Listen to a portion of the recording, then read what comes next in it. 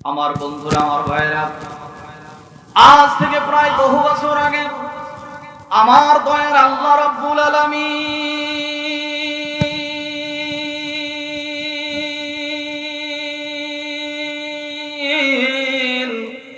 এই দুনিয়ার জমিনে মানুষগুলিকে সৃষ্টি করে যখন পাঠায় দিলেন, বন্ধুরা আমার, মানুষগুলি দুনিয়ার জমিনে চলে আসলো। এই মানুষগুলি দুনিয়ার জমিনে চলে আসার পর নিজের বাপ দাদার ধর্ম লাত মাহাতুজ্জা প্রজাতি সরস্বতী মহাদেব কালী রঙ্গি টঙ্গি, কেউ বাবার রঙ্গ, কেউ বাবার সঙ্গ, কেউ বাবার গাছের পূজা, কেউ বাবার মাছের পূজা, কেউ বাবার চন্দ্রের পূজা, কেউ বাবার সূর্যের পূজা, কেউ বাবার পাহাড়ের পূজা, কেউ বাবার আগুনের পূজা, কেউ বাবার মানুষ হয়ে মানুষের পূজা করা শুরু করে দিল। ঠিক তখন একজন সময়ে আমার দয়ার আল্লাহ রাব্বুল আলামিন তার কুদরতি পার্লামেন্টের সিদ্ধান্ত অনুযায়ী আমার দয়ার আল্লাহ দুনিয়ার জমিনে দুইটা রহমত, দুইটা বরকত নাযিল করে দিলেন। বলেন মারহাবা। আমার দয়ার আল্লাহ রাব্বুল আলামিন এক নম্বরে বিশ্ব নবী মুহাম্মদ রাসূলুল্লাহ সাল্লাল্লাহু আলাইহি সাল্লামকে দুনিয়ার জমিনে প্রেরণ করলেন। এরপরে আল্লাহ পাক রব্বুল আলামিন বিশ্ব নবীর উপরে ৩০ পারা নূর নামক কোরআনুল কারীম আল্লাহ নাযিল করে দিলেন। বলেন মারহাবা। আমার দয়ার আল্লাহ রাব্বুল আলামিন ডাক দিয়ে বললেন, নবী গো,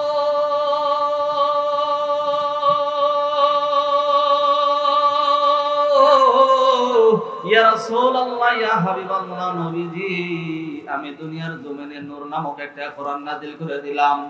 ও নবী গো, মানুষগুলি বিভ্রান্তির মধ্যে পড়ে গেছে।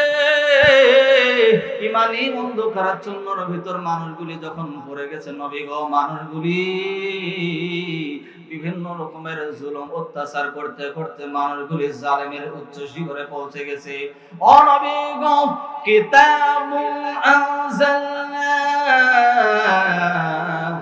ইলাইকা লিতুখরিজান নাসা মিনাল যুলুমাতি ইলান নূর।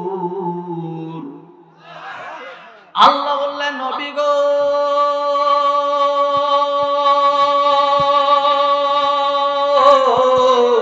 আমি আল্লাহ পাক রব্বুল আলামিন আপনার উপরে জিকির নামক একটা কোরআন নাযিল করে দিলাম। নবী গো, ও নবীজি,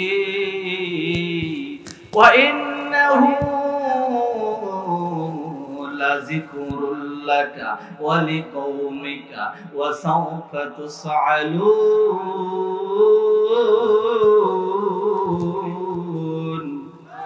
আল্লাহ বললেন, নবীজি, জিকির নামক একটা কোরআন নাযিল করে দিলাম আপনার জন্য, ওয়ালি কওমিকা, আপনার কওমের জন্য। নবী গো, যে মানুষগুলি কোরআন মেনে নিল তাদের কোনো চিন্তা নাই, ভাবনা নাই, কিন্তু যে মানুষগুলি কোরআন মানলো না, কোরআন থেকে সরে গেল, ওই মানুষগুলির বিষয়ে কিয়ামতের কঠিন ময়দানে আপনাকে অবশ্যই জিজ্ঞাসিত করা হবে। ও নবী গো, যারা কোরআন মানলো না এদের বিষয়ে আপনাকে কোনো কথাই আমি বলবো না, কিন্তু যেই মানুষগুলি কোরআনের পথে চলার জন্য অঙ্গীকারবদ্ধ হলো, ওই মানুষগুলির বিষয়ে অবশ্যই কিয়ামতের কঠিন ময়দানে আল্লাহ রাব্বুল আলামিন জিজ্ঞাসিত করবেন। কথা কোন ঠিক কিনা? আল্লাহ রাব্বুল আলামিন ডাক দিয়ে বললেন, ওয়া মান ইয়াশু আন যিকরির রাহমান নুকাইয়িদ লাহু শাইতানান ফাহুয়া লাহু করিন। আল্লাহ রাব্বুল আলামিন ডাক দিয়ে বললেন, নবী গো, শোনেন, এই কোরআনুল কারীম থেকে কেউ যদি মুখটা ফিরিয়ে নেয়, কোরআনকে ডিনাই করে, ওভারটেক করে, অমান্য করে, পৃষ্ঠদেশ দেখা, অপারগতা প্রকাশ করে, কোরআনের আইন বাদ দিয়ে মানুষের তৈরি আইন, মানুষের তৈরি সংবিধান, মানুষের তৈরি নিয়ম কানুন, মানুষের তৈরি মতামত, মানুষের তৈরি পথ দিয়ে যদি ওই মানুষটির জীবন পরিচালনা করে, নুকাইয়িদ লাহু শাইতানান ফাহুয়া লাহু করিন। ওই সমস্ত মানুষদের অভিভাবক আমি আল্লাহ নিজে থাকি না, ওই সমস্ত মানুষের অভিভাবক আমি আল্লাহ নিজ দায়িত্ব নিয়া শয়তানকে বানায় দেই। বলুন না নাউযুবিল্লাহ। ও বন্ধুরে আমার, যদি কোনো মানুষের অভিভাবক আল্লাহ থাকে না, ওই মানুষের অভিভাবক যদি শয়তান হয়ে যায়, বলেন তো দেখি ওই মানুষ কি আর ইসলামের দিকে থাকতে পারবে? আল্লাহর দুনিয়া বুঝিয়া শুনিয়া মানুষ ইমানের পথে চলো।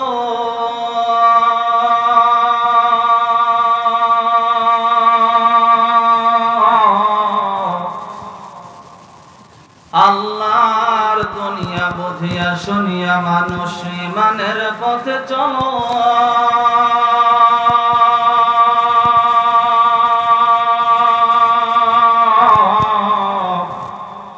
ইমানদার তুমি, সংগ্রামী তুমি, মুজাহিদ তুমি, বিপ্লবী তুমি, ডানপন্থী তুমি, বামপন্থী নহে তুমি, বজ্র কণ্ঠে বল জাগো মুজাহিদ ভেঙে দাও নীর, জাগো মুজাহিদ ভেঙে দাও নীর, গাও ইসলামের গান।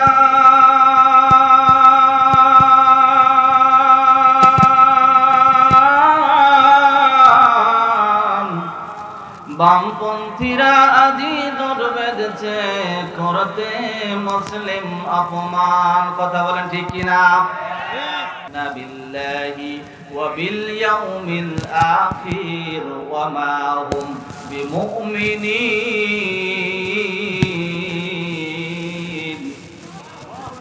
আল্লাহ রাব্বুল আলামিন ডাক দিয়ে বললেন, ও নবী আপনি শুনুন, মানুষের মধ্য থেকে কিছু সংখ্যক লোকেরা বলে আমরা ঈমান আনয়ন করেছি আল্লাহ এবং আখিরাতের প্রতি। কার প্রতি? আল্লাহ এবং আখিরাতের প্রতি আমরা ঈমান আনয়ন করেছি। আল্লাহ তাআলা 7টি বিষয়ের উপরে ঈমান আনয়ন করার কথা বলেছেন এবং সেগুলিকে বাস্তবায়ন করার কথা বলেছেন। কথা বলেন ঠিক কিনা? কিন্তু কিছু কিছু মানুষ 2টা জিনিসের উপর ঈমান আনয়ন করে। 1 নাম্বার আল্লাহ, 2 নাম্বার আখিরাতের দিবসের প্রতি ঈমান আনয়ন করে। কিন্তু আল্লাহ বললেন, শোনো ও নবী, গোটা দুনিয়ার মানুষগুলিকে জানায় দেন 2টা বিষয়ের উপর ঈমান আনয়ন করলেই শুধুমাত্র তারা ঈমানদার হবে না, মুমিন হবে না, তারা কখনো মুসলমান হতে পারে কিন্তু ঈমানদার হবে না। কারণ মুসলমান হওয়ার প্রথম শর্ত হলো কালেমা পড়া। কালেমা যে কেউ পড়তে পারে, কালেমা সবাই পড়েছে, এই জন্য সবাই মুসলমান। কিন্তু আল্লাহ তাআলা জানিয়ে দিলেন, ও নবী আপনি শুনুন, ওই সমস্ত মানুষেরা যারা বলে আমরা আল্লাহ এবং আখিরাতের প্রতি ঈমান আনয়ন করেছি কিন্তু বাস্তবিক জীবনে সেগুলি পালন করে না, বাস্তবিক জীবনে আল্লাহর জমিনে আল্লাহর আইনকে প্রতিষ্ঠা করার জন্য তারা চেষ্টা করে না, বরঞ্চ আল্লাহর জমিনে আল্লাহর আইন প্রতিষ্ঠা যারা করবে তাদেরকে বাধাগ্রস্ত করে। এই সমস্ত মানুষগুলি কখনো মুমিন হতে পারে না, ঈমানদার হতে পারে না। কথা কোন ঠিক কিনা? এরা মুমিন হবে? আল্লাহ রাব্বুল আলামিন আরো বললেন, ইখাদিউনাল্লাহা ওয়াল্লাযীনা আমানু ওয়া মা ইয়াখদাউনা ইল্লা আনফুসাহুম ওয়া মা ইয়াশউরুন। আল্লাহ বললেন তারা ইউখাদিউনাল্লাহ, তারা আল্লাহকে ধোঁকা দিতে চায় এবং মুমিনদেরকে ধোঁকা দিয়ে বোকা বানাতে চায়। তারা এই জন্য মুলার মতো কাঠ মানুষের মাঝে বিলিতে চায়। বলেন ঠিক কিনা? মানুষকে বলে আমরা একটা কাঠ দেব, এ দেব, সে দেব, নানান কিছু দেব, কিন্তু পরবর্তীকালে দেখা যাবে কিছুই নাই, মানুষের হাতে দেখা যাচ্ছে একটা বেলুন দিয়েছে। ঠিক কিনা বলেন? আল্লাহ রাব্বুল আলামিন বলেন এরা কখনো মুমিন হতে পারে না। আবার আল্লাহ তাআলা জানিয়ে দিলেন ওই সমস্ত মানুষগুলি যারা আল্লাহ এবং আখিরাতের প্রতি ঈমান আনয়ন করে কিন্তু অন্তরের মধ্যে কপটতা মুনাফিকতা লালন করে, ওই সমস্ত মানুষগুলিও মুমিন নয়। যেই সমস্ত লোকগুলি কিছুদিন পূর্বে বলল আমরা ইসলাম বিশ্বাস করি না, শরিয়া বিশ্বাস করি না, আমাদের ইস্তেহারে ইসলাম নাই, আমাদের সংবিধানে কোনো কোরআন নাই, আবার কয়েকদিন পরে বাতাস যখন হালকা হয়ে গেল তখন ওই সমস্ত মানুষগুলি আবার মাথায় টুপি দিয়ে বলে যে আমরা কোরআন ছাড়া দেশ চালাতে চাই না। কথা বলেন ঠিক কিনা? ও মুসলমানেরা কান পেতে শুনে নেন, আল্লাহ তাআলা জানিয়ে দিলেন দ্বিমুখী চরিত্রের লোক যারা হবে আগে একটা কথা বলবে পরে আরেকটা কথা বলবে।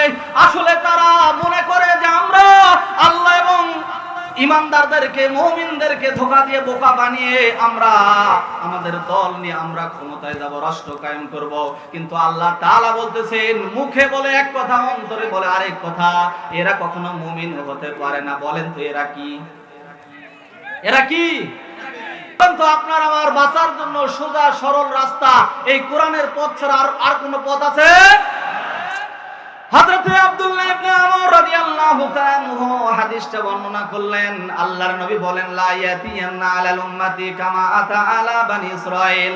আল্লাহর নবী বললেন বনি ইসরাইলের কওমের লোকগুলি 72 দলে বিভক্ত হয়েছিল, কিন্তু আমার উম্মতগুলি 73 দলে বিভক্ত হয়ে যাবে। কুল্লুহুম ফিন্নার, সমস্ত দলগুলি যাবে জাহান্নামে, ইল্লা মিল্লাতান ওয়াহিদাতান। ক্বালু মান হিয়া ইয়া রাসূলুল্লাহ। আল্লাহর নবীকে জিজ্ঞেস করা হলো, নবীজি আপনি তো বললেন কুল্লুহুম ফিন্নার, সমস্ত দলগুলি জাহান্নামে যাবে, ইল্লা মিল্লাতান, একমাত্র একটি দলের কথা বললেন, কোন দলটি সেরা জান্নাতে যাবে? আল্লাহর নবী বললেন ক্বালু মা আনা আলাইহি ওয়া আসহাবিহি, আমি এবং আমার সাহাবীগণ যেই দিনের উপরে প্রতিষ্ঠিত আছে, এই দিনকে যারা মানবে তারাই যাবে জান্নাতে। আর যারা কোরআন দিয়ে কথা বলে, মান ক্বালা বিহি সাদাকা, যেই ব্যক্তি কোরআন দিয়ে কথা বলে, কোরআন দিয়ে মানুষের কাছে মানুষদেরকে আল্লাহর পথে ডাকে, ওই ব্যক্তির কথাই হলো সত্য কথা, এবং ওই ব্যক্তিদের পথটাই হলো কোরআনের পথ। বলেন ঠিক কিনা? ওয়া আন্না হাযা সিরাতিন মুস্তাকিমা ফাত্তাবিউহু ওয়া লা তাত্তাবিউস সুবুলা ফাতাফাররাকু বিকুম আন সাবিলিহি যালিকুম ওয়াসাকুম বিহি লাআল্লাকুম তাত্তাকুন। আল্লাহ বলেন শোনো, যারা মানুষদেরকে কোরআন দিয়ে ডাকে, কোরআনের পথে ডাকে, কোরআন দিয়ে কথা বলে, ইসলাম প্রতিষ্ঠার কথা বলে, নবীদের আদর্শ প্রতিষ্ঠার কথা বলে, ওরাই হলো একমাত্র সিরাতুম মুস্তাকিমের, সহজ সরল সোজা জান্নাতের রাস্তার পথ। আল্লাহ তাআলা বললেন মুস্তাকিমের পথটাই হলো একমাত্র আল্লাহর পথ। বন্ধুরা আমার, নামাজ সকলে আদায় করে, নামাজের মধ্যে সকলেই পড়ে কিনা? বলেন ইহদিনাস সিরাতাল মুস্তাকিম, বলেন তো পড়ে কিনা? সবাই আমরা পড়ি। সালাত যখন আদায় করি, সবাই আল্লাহর কাছে অঙ্গীকারবদ্ধ হই যে আল্লাহ আমাদেরকে ইহদিনাস সিরাতাল মুস্তাকিম, সহজ সরল সোজা জান্নাতের রাস্তায় আমাদেরকে পরিচালিত করো আল্লাহ। এবং একমাত্র আল্লাহ আপনার কাছে ছাড়া অন্য কারো কাছে আমরা সাহায্য চাই না। বলেন সবাই বলে কিনা?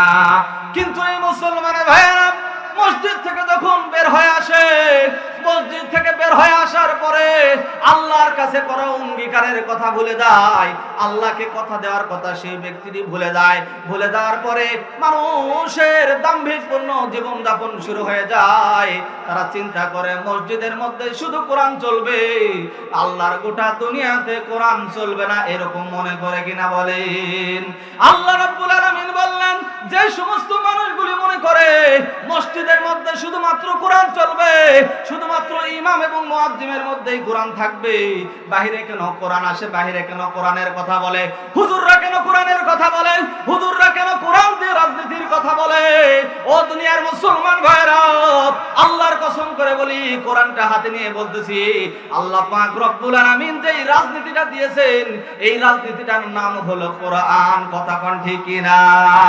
যদি কোনো মানুষ এই কোরআন দিয়ে রাজনীতি করে, কোরআনের রাজনীতি যদি জীবনে কায়েম করে, বাস্তবায়ন করতে চায়, পারিবারিক জীবন, সামাজিক জীবন, রাষ্ট্রীয় জীবন পর্যন্ত, গোটা বিশ্ব পর্যন্ত যদি কোরআন দিয়ে পরিচালিত করতে চায়, নিঃসন্দেহে আপনারা চোখ বন্ধ করে ওই দিকে ধাবিত হবেন, অন্যদিকে যাবেন না। কারণ আল্লাহ তাআলা বললেন যেই সমস্ত মানুষগুলি মানুষকে কোরআন দিয়ে ডাকে, রসুলের পথে ডাকে, রসুলের আদর্শের কথা বলে, ওই ব্যক্তিদের পথটাই হলো আমি আল্লাহর পথ। আর বাকি যত পথ আছে, যত মত আছে, সবগুলি হলো শয়তানের পথ। আল্লাহ পাক রব্বুল আলামিন এই জন্য মুসলমানদেরকে ডাক দিলেন না, আল্লাহ রব্বুল আলামিন ঈমানদারদেরকে ডাক দিয়ে বললেন ইয়া আইয়ুহাল্লাযীনা আমানু উদখুলু ফিস সিলমি কাফা। ওহে ঈমানদার যারা হয়েছো, মুমিন যারা হয়েছো, তোমরা ইসলামের মধ্যে পরিপূর্ণরূপে প্রবেশ করো।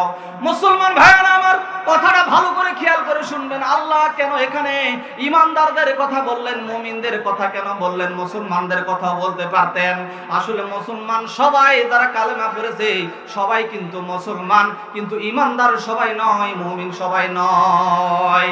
যারা মাত্র মুখে স্বীকৃতি দিবে এবং আল্লাহ তাআলার ওই স্বীকৃতি দেওয়া বিধানগুলিকে, আল্লাহ তাআলার আইনগুলিকে, আল্লাহ তাআলার বিধানগুলিকে দুনিয়ার জমিনে বাস্তবায়ন করার জন্য প্রচেষ্টা চালাবে এবং প্রচেষ্টা করবে, ওই ব্যক্তিদের নাম হলো ঈমানদার। কথা কোন ঠিক কিনা? তাকবীর! আল কোরআনের আলো সংসদে জালো, সারা বিশ্বে জালো, আলেম ওলামা যেখানে, আলেম ওলামা নাই যেখানে, শয়তান যেখানে। কি রাজি তো? বলি আল্লাহুম্মা আমিন। সুন্নাত নয় শুধু দাওয়াতের মেহমান, সুন্নাত শুধু নয় খাওয়া শেষ মধুপান, আর কিছু সুন্নাত আছে তুমি জানো কি? জানলেও জীবনে কখনো তা মানো কি? সুন্নাত শুধু নয় নির্জন ধ্যানে যা, আর সুন্নাত হলো পাথরের আঘাত খা। মোহব্বতে তার খালিদ ওমর আলী আবু বকরের মতো পাশে থাকো কি? আর কিছু সুন্নাত আছে তুমি জানো কি? জানলেও জীবনে কখনো তা মানো কি?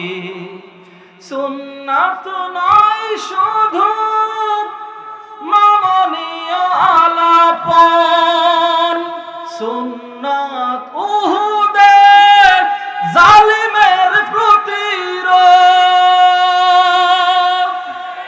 মোহব্বতে তার সুদিনের সাথী তুমি, মোহব্বতে তার খালিদ ওমর আলী আবু বকরের মতো পাশে থাকো কি? আর কিছু সুন্নাত আছে তুমি জানো কি? জানলেও জীবনে কখনো তা মানো কি? সুন্নাত শুধু নয় মেষ চড়াতে যা, আর সুন্নাত হলো রাষ্ট্রনায়ক হওয়া। মোহব্বতে তার খালিদ ওমর আলী আবু বকরের মতো পাশে থাকো কি? আর কিছু সুন্নাত আছে তুমি জানো কি? জানলেও জীবনে কখনো তা মানো কি? আমার দয়ার আল্লাহ রাব্বুল আলামিন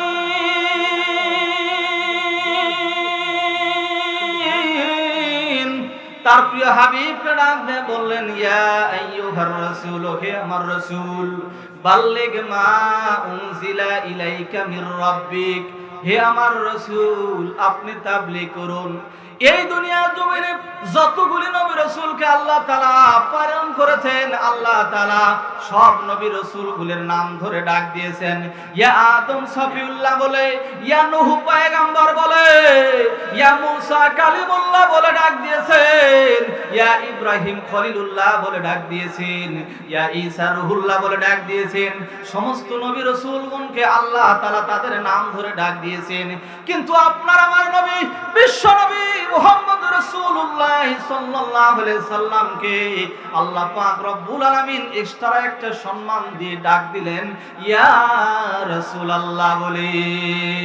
আল্লাহ রব্বুল আলামিন ডাক দিয়ে বললেন ইয়া আইয়ুহার রাসূলু বাল্লিগ মা উনজিলা ইলাইকা মির রাব্বিক। হে আমার রাসূল, আপনি আপনার রবের পক্ষ থেকে যা পেয়েছেন এগুলি আপনি মানুষের কাছে তাবলীগ করুন, পৌঁছায়া দেন। বিশ্ব নবী যখন এমন কথা শুনলেন, আল্লাহর নবী রাহমাতুল লিল আলামিন সিদ্ধান্ত নিলেন আমি তাবলীগ করব। বিশ্ব নবী চলে গেলেন আবু বকরের বাড়ি। আবু বকর রাদিয়াল্লাহু তাআলা আনহুকে ডাক দিলেন ইয়া আবু বকর সিদ্দিক রাদিয়াল্লাহু তাআলা আনহু, আল্লাহ তাআলার নির্দেশ হলো তাবলীগ করতে হবে। কোরআনের কিসের তাবলীগ? কোরআনের তাবলীগ করতে হবে। এই জন্য বিশ্ব নবী যখন সিদ্ধান্ত নিলেন, আবু বকর রাদিয়াল্লাহু তাআলা আনহুকে ডাক দিলেন আবু বকর চলো আমরা কোরআনের তাবলীগ করব। বিশ্ব নবীর কথা শুনে আবু বকর সিদ্দিক রাদিয়াল্লাহু তাআলা আনহু ডাক দিয়ে বললেন লাব্বাইকা সাদাইকা ইয়া রাসূলুল্লাহ, আপনার জীবন মরণের সাথে আবু বকর আপনার জন্য হাজির। যখন যাবেন তাবলীগ করার জন্য আবু বকর আপনার সঙ্গে যেতে রাজি। বিশ্ব নবী বললেন আবু বকর মক্কার পরিবেশ ভালো না, এই জন্য আমরা রাত্রি বেলায় তাবলীগ করার জন্য যাব। আবু বকর সন্ধ্যাবেলায় ইশার সালাত আদায়ের পরে তুমি রেডি থেকো, আমরা এই মক্কা নগরীর সবচাইতে বড় লিডার আবু জেহেলের বাড়িতে যাব তাবলীগ করার জন্য। বিশ্ব নবী এবার আবু বকরকে সঙ্গে নিয়ে তাবলীগ করার জন্য রাত্রি বেলায় চলে গেলেন আবু জেহেলের বাড়ি। আবু জেহেলের বাড়িতে যাওয়ার পরে আবু জেহেলকে নক করলেন দরজায়, এরকম করে দরজায় নক করলেন, চাচা বাড়িতে আছেন? ও চাচা বাড়িতে আছেন, বাড়িতে আছেন। বাড়ির ভিতর থেকে জবাব আসলো কে দরজায়, কে দরজায় নক করে?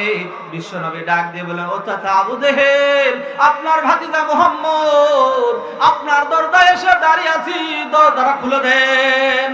বাড়ির ভিতর থেকে আওয়াজ আসলো ভাতিজা মুহাম্মদ, তোমার জন্য আমার বাড়ির দরজা চিরতরে বন্ধ। তোমার দরজা আমার বাড়ির দরজা তোমার জন্য বন্ধ চিরতরে, তোমার জন্য আমার বাড়ির দরজা খোলা যাবে না।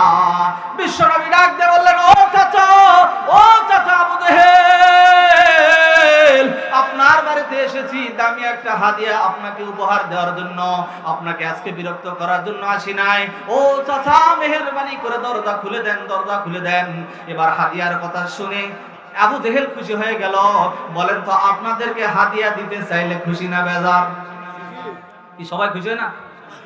হাদিয়ার কথা শুনে আবু জেহেল খুশি হয়ে গেল। আবু জেহেল ডাক দিয়ে বলল ওগো স্ত্রী দরজা খুলে দাও, দরজা খুলে দাও, কারণ আমার ভাতিজা মুহাম্মদ এসেছে। সে বলল সে নাকি আমার জন্য দামি একটা হাদিয়া নিয়ে এসেছে। ওগো স্ত্রী দরজা খুলে দাও, কারণ আমার ভাতিজা মুহাম্মদ জীবনে কোনোদিন মিথ্যা কথা বলে না। কথা কোন ঠিক কিনা? দরজা খুলে দেওয়া হলো। বিশ্বনবী আঙ্গিনার মাঝখানে গিয়ে দাঁড়িয়ে গেলেন।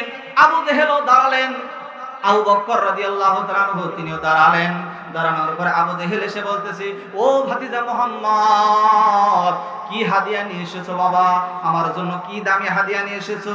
বাবা দয়া করে তোমার হাদিয়াটা আমার হাতের মধ্যে দিয়ে দাও। বিশ্বনবী ডাক দিয়ে বললেন চাচা আমি তো এই হাদিয়া নিয়ে এসেছি, এটা বড় মহামূল্যবান হাদিয়া, এই হাদিয়াটা হাতের মধ্যে দেওয়া যায় না। এবার আবু জেহেল ডাক দিয়ে বললেন ও ভাতিজা মুহাম্মদ যদি হাতের মধ্যে না দেওয়া যায় বাবা তাহলে আমি পকেটের মধ্যে নিব, পকেটের মধ্যে তোমার হাদিয়াটা দাও।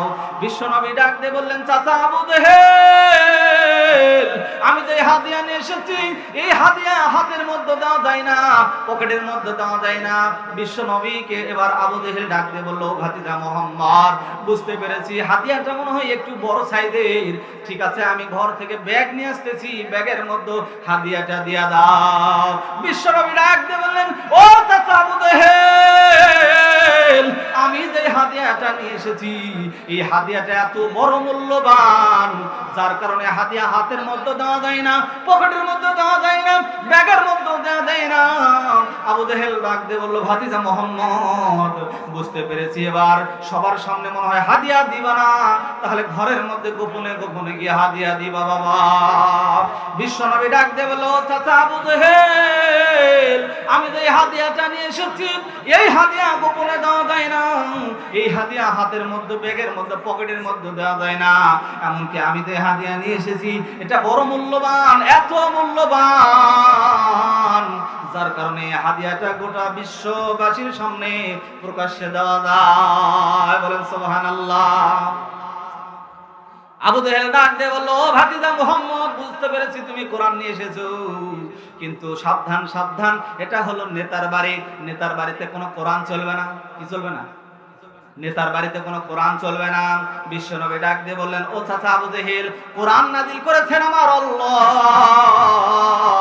কোরআন প্রচারের দায়িত্ব দিয়েছেন আমার আল্লাহ। বলেন তো কোরআন নাজিল করেছেন তিনি কে? তাহলে আমাদের কোরআনের কথা বলার দরকার আছে না নাই? কি আছে না নাই? এবার বিশ্বনবী ডাক দিয়ে বললেন, চাচা কোরআন নাযিল করেছেন আল্লাহ, কোরআন প্রচারের দায়িত্ব দিয়েছেন আমার আল্লাহ, সুতরাং আপনার বাড়িতে এসেছি, কোরআনের দায়িত্ব, কোরআনের তাবলীগ না করা পর্যন্ত আপনার বাড়ি থেকে এক চুল পরিমাণ নড়ব না। আবু জেহেল রাগান্বিত হয়ে গেল। আবু জেহেল ডাক দিয়ে বলতেছেন, ও ভাতিজা মুহাম্মদ, তুমি কি জানো না 3 দিন আগে মক্কা নগরীতে আইন পাস করেছি, কোরআন পড়া যাবে না, কোরআন শোনা যাবে না, এমনকি যারা কোরআনের আলোচনা করবে তাদের আশপাশ যাওয়া যাবে না। বিশ্বনবী ডাক দিয়ে বললেন, ও চাচা আবু জেহেল, আপনার ওই কথাটিও আল্লাহ তাআলা আমাকে ওহীর মাধ্যমে জানিয়ে দিয়েছেন। ওয়াকালাল্লাযীনা কাফারু লা তাসমাউ লিহাযাল কুরআন। কি আল্লাহ জানায়নি? কাফেররা বলে, তোমরা যেন কখনোই কোরআন শোনো না, এমনকি যারা কোরআন পড়বে, কোরআনের আলোচনা করবে, কোরআনের তাফসীর করবে, কোরআনের মাহফিল করবে, তার আশপাশ যেত যাবে না, যাবে না, বরঞ্চ সেখানে তোমরা পারলে হট্টগোল বাজায় দেবা। ওই সমস্ত মানুষরাই হলো ওই মানুষ যাদের কথা আল্লাহ তাআলা বলেছিলেন পূর্বে, ইউখাদিউনাল্লাহা ওয়াল্লাযীনা আমানু ওয়া মা ইয়াখদাউনা ইল্লা আনফুসাহুম ওয়া মা ইয়াশউরুন। ওই সমস্ত মানুষ যারা আল্লাহকে ধোঁকা দিতে চায়, ঈমানদারদেরকে ধোঁকা দিয়ে বোকা বানাতে চায়, আল্লাহ তাআলা বললেন ওই সমস্ত মানুষরা চায় যে তোমরা যেন কখনোই কোরআন শোনো না। এমনকি কাফেররা আইন পাশ করলো, কোরআন তো শোনা যাবে না, তারপর তাদের মনের চিন্তা ভাবনা আরো, তারা বলে, ইউরিদুনা লিইউতফিউ নূরাল্লাহি বিআফওয়াহিহিম ওয়াল্লাহু মুতিম্মু নূরিহি ওয়ালাউ কারিহাল কাফিরুন। কাফেররা চেয়েছিল মুখ দিয়ে তারা আল্লাহ তাআলার নূরকে, আল্লাহ তাআলার বিধানকে, ইসলাম নামক আলোকে তারা দুনিয়া থেকে বিদায় করে দিবে। আবু জেহেল ডাক দিয়ে বলল, ও ভাতিজা মুহাম্মদ, তুমি কোরআন পড়তে পারবা না, কারণ হলো এটা নেতার বাড়ি, যেমন তেমন নেতা নয়, আমি হলাম জাতীয় নেতা, জাতীয় নেতার বাড়িতে কোনো কোরআন চলে না, জাতীয় নেতার বাড়িতে এত জোরে কথা বলবা এটা চলবে? এটা চলবে না। ও ভাতিজা মুহাম্মদ, তাড়াতাড়ি বাড়ি থেকে বের হয়ে যাও, না হলে তোমারে ধরে জেলখানার মধ্যে দিয়া দিব, আর না হলে ঘাড় ধাক্কাতে বাড়ি থেকে বের করে দিব। এমন স্বভাবের মানুষ মনে হয় বাংলার জমিনে নাই? আছে? ও ভাতিজা মুহাম্মদ, কি আস্পর্ধা তোমার! তুমি নেতার বাড়িতে দাঁড়িয়ে কোরআনের কথা বলেছো। নেতার বাড়িতে কোনো কোরআন চলবে না, কোরআনের আলোচনা হবে না, কারণ নেতা হয়ে আমি আইন পাশ করেছি, কোরআন চলবে, কোরআন চলবে না।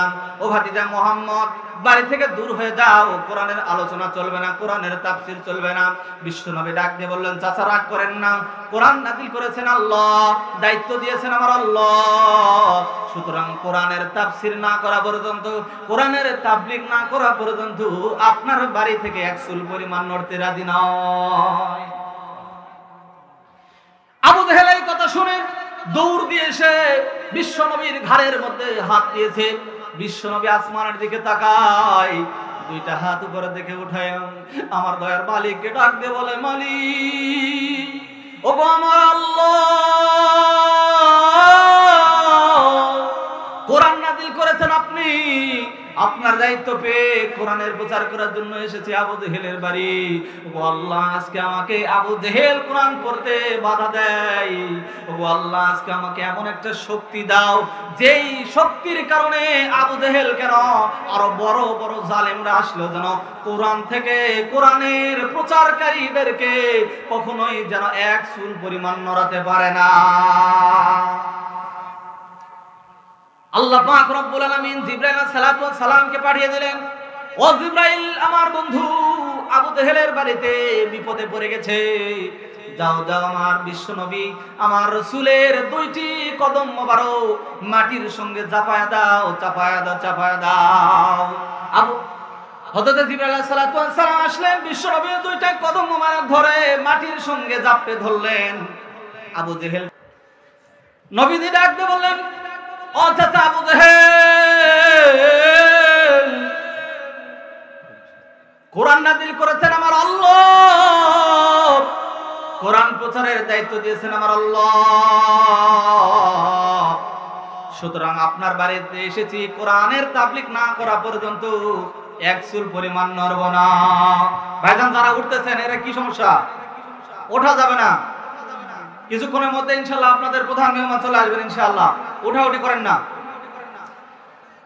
আল্লাহর নবী বিশ্ব নবী মুহাম্মদ রাসূলুল্লাহ সাল্লাল্লাহু আলাইহি ওয়াসাল্লাম আবু জেহেলকে ডাক দিয়ে বলেন, ও চাচা আবু জেহেল, চেষ্টা করতে পারেন, আমি আমার চেষ্টা করব। আবু জেহেল ঠেলতেছে, বিশ্ব নবী নড়ে না। আবু জেহেল ঠেলতেছে, আবু জেহেল নড়তেছে, কিন্তু বিশ্ব নবী নড়ে না। আমার কথা কি শোনা যায়? আবু জেহেল নড়তেছে কিন্তু বিশ্ব নবী নড়ে না, এক চুল পরিমাণ নড়ে না।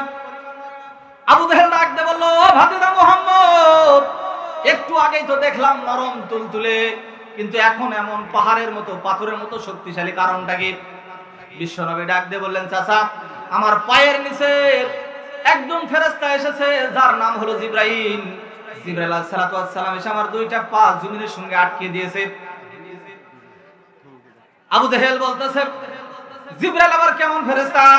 বিশ্বনবী ডাক দিয়ে বললেন, চাচা, জিবরাইল এত বড় ফেরেশতা, এই গোটা পৃথিবীতে যত পানি আছে, নদী নালা খাল বিল সাগর পুকুর পুষ্করণী মহাসাগর মহাসমুদ্রের পানি যত আছে, সমস্ত পানিগুলিকে যদি একত্রিত করে ফেরেশতা জিবরাইলের হাতের মধ্যে দেওয়া যায়, ফেরেশতা জিবরাইল আলাইহিস সালাতু ওয়াস সালাম হাতের তালুতে নিয়ে আমরা যেরকম তেল বোতল থেকে ঢেলে মাথায় ব্যবহার করি, ফেরেশতা জিবরাইল ঠিক তেমনি ওই পানিগুলিকে তেলের মতো করে মাথায় ব্যবহার করবে, সিপ পর্যন্ত আসবে না। বলে সুবহানাল্লাহ। আবু জেহেল বলতেছেন, ভাতিজা, বুঝতে পেরেছি, উপায় নাই। কি নাই? উপায় নাই। যেহেতু উপায় নাই বাবা, ঠিক আছে কোরআন পড়ো, কিন্তু নেতার বাড়ি কোরআনটা একটু আস্তে আস্তে পড়ো। চাচা আবু জেহেল, আল্লাহ কোরআন আস্তে পড়ার জন্য দেয় নাই, কারণ কোরআনের বাণী প্রচার করতে হয় জোরে জোরে। কথা কোন ঠিক কিনা? কোরআন আস্তে হয় না, কোরআনের আলোচনা হবে জোরে জোরে, কোরআন জোরে জোরে পড়তে হয়।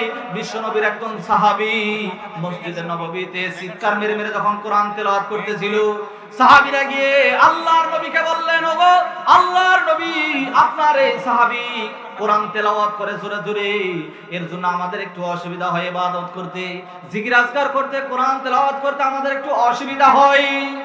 বিশ্বনবী বললেন, ও সাহাবীরা রে, আমার এই সাহাবী ইসলাম কবুল করার কারণে বহু নির্যাতন সহ্য করেছে, যার কারণে আমার এই সাহাবীকে জালেমরা জ্বলন্ত কয়লার উপরে রেখে দিয়েছিল, আর যার কারণে তার পিঠের চামড়া পুড়ে, গোশত পুড়ে, হাড্ডি পর্যন্ত পুড়ে গিয়েছে। সুতরাং যারা কোরআন তেলাওয়াত জোরে জোরে করে, কোরআনের আলোচনা যারা জোরে জোরে করে, ও আমার সাহাবীরা, কোরআন প্রচারকদেরকে কখনো বাধা দিও না, বাধা দিও না, কারণ কোরআন প্রচার করতে গেলে কোরআনের পক্ষে বিভিন্ন বাধা আসে, ঠিক কিনা বলে? বাধা আসে কিনা? নবীজি বললেন, চাচা, কোরআন আস্তে পড়া যায় না, কোরআন জোরে পড়তে হবে, আল্লাহ তাআলার নির্দেশ। আবু জেহেল বলতেছে, বাবা, উপায় যেহেতু নাই সেহেতু পড়ো। ভাই, যারা উঠতেছেন তাদের কি খারাপ লাগতেছে?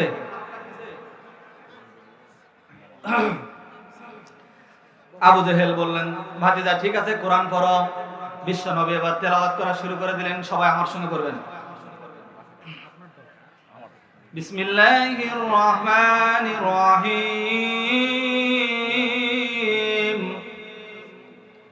ألم تر كيف فعل ربك بأصحاب الفيل ألم يجعل كيدهم في تضليل وأرسل عليهم طيرا أبابيل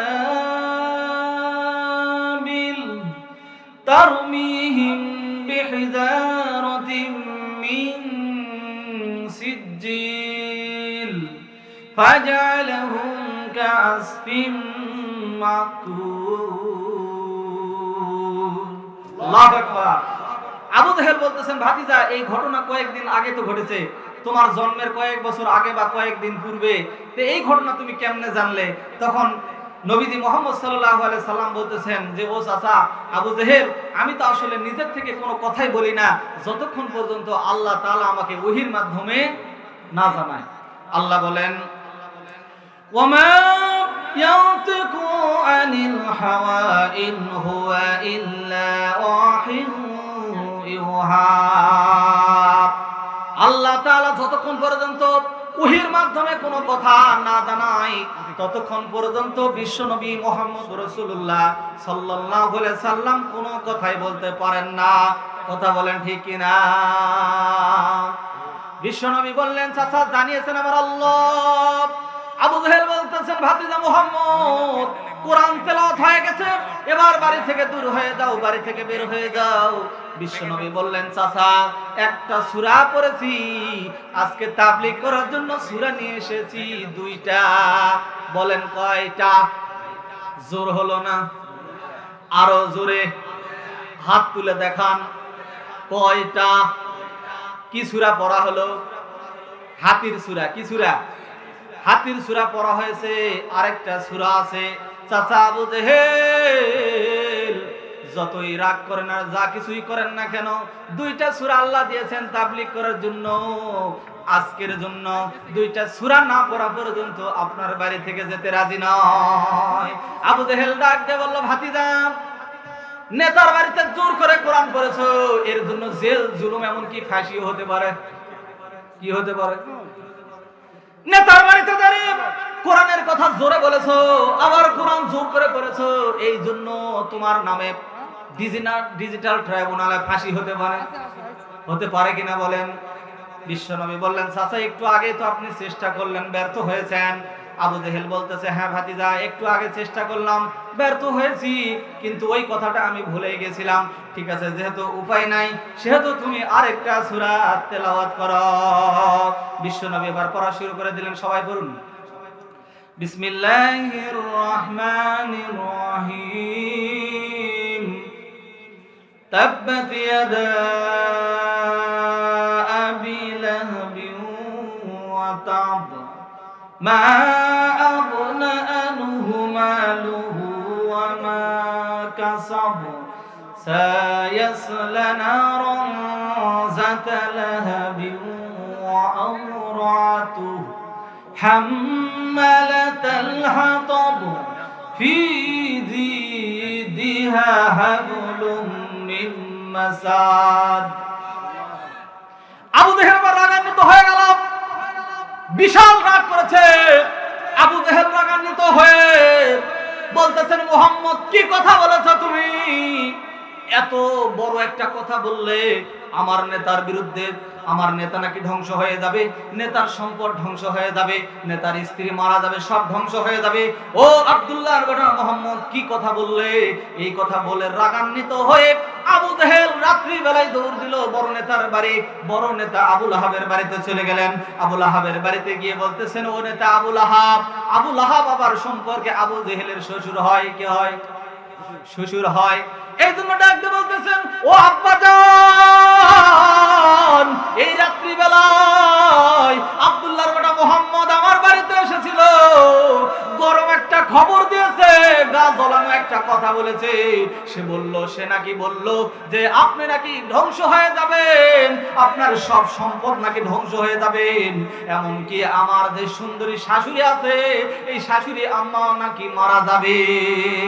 আবু লাহাব এই কথা শোনার পরে ডুকরে ডুকরে কাঁদতেছে। আবু লাহাবের কান্না দেখে আবু জেহেল ডুকরে ডুকরে কান্দে। এই দুইজনের কান্না কাটি দেখে জামিলা আবু জেহেলের শাশুড়ি এসে সেও কান্নাকাটি শুরু করে দিয়েছে। তিনজনে যখন বাড়িতে কান্নাকাটি রোল পড়ে গেল, আবু জেহেল ডাক দিয়ে বললেন, আব্বাজান আবু লাহাব আপনি কেন কাঁদেন? আবু লাহাব ডাক দিয়ে বলল, ও বাবা আবু জেহেল, তুমি জানো না এই দুনিয়াতে যদি আমি আমার জীবনের চাইতে বেশি কাউকে ভালোবাসি সে হলো বিশ্ব নবী মুহাম্মদ। ও বাবা তুমি জানো না, আমি জানি তার সম্পর্কে। আমরা যদিও তাকে নবী বলে মানি না, রসুল বলে মানি না, তার বিধান আমরা ফলো করি না, তার আদর্শ আমরা মানি না, কিন্তু আমি নিশ্চিতভাবে বিশ্বাস করি আল্লাহর নবী বিশ্ব নবী মুহাম্মদ রাসূলুল্লাহ তিনি হলো একমাত্র খাঁটি আল্লাহর নবী। বলেন তো কাফেররা বিশ্বাস করে কিনা? বলেন তো আল্লাহকে সবাই বিশ্বাস করে কিনা? বলেন।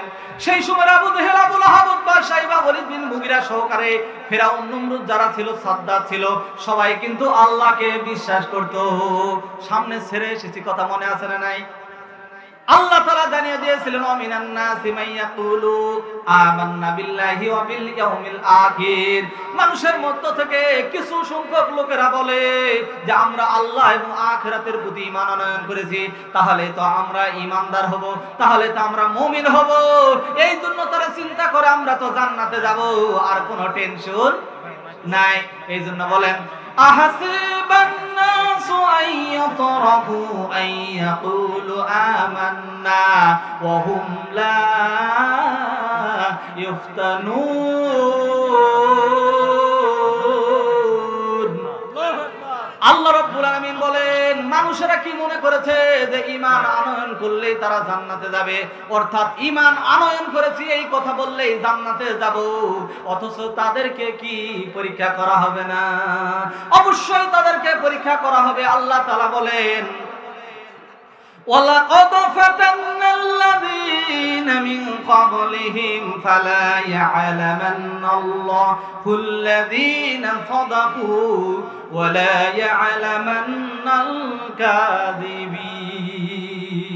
আল্লাহ বলেন, শোনো দুনিয়ার ঈমানদারেরা, তোমরা শোনো, তোমাদেরকে পরীক্ষা না করা পর্যন্ত কাউকে জান্নাত দেওয়া হবে না।